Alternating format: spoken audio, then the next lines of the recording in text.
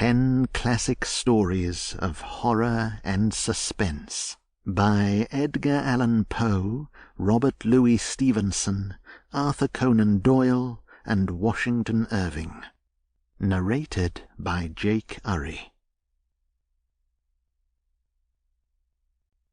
The Strange Case of Dr. Jekyll and Mr. Hyde by Robert Louis Stevenson.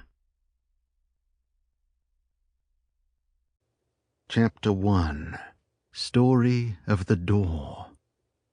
Mr. Utterson, the lawyer, was a man of a rugged countenance that was never lighted by a smile.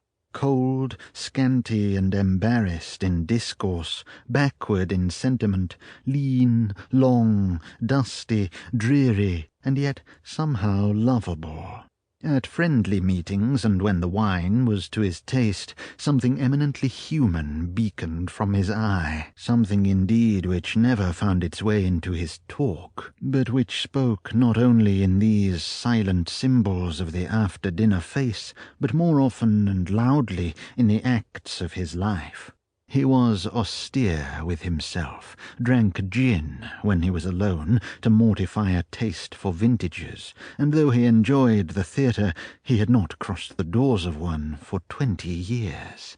But he had an approved tolerance for others, sometimes wondering almost with envy at the high pressure of spirits involved in their misdeeds, and in any extremity inclined to help rather than to reprove.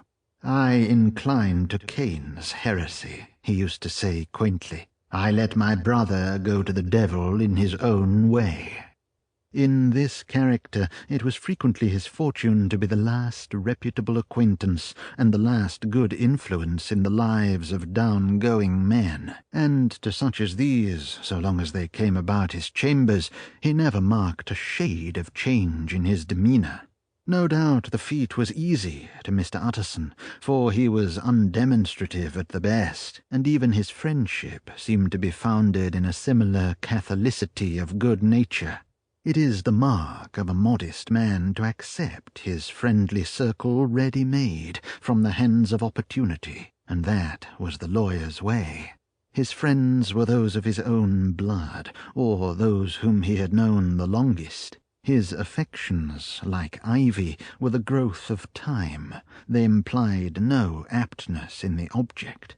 Hence, no doubt, the bond that united him to Mr. Richard Enfield, his distant kinsman, the well-known man about town. It was a nut to crack for... Sample complete. Ready to continue?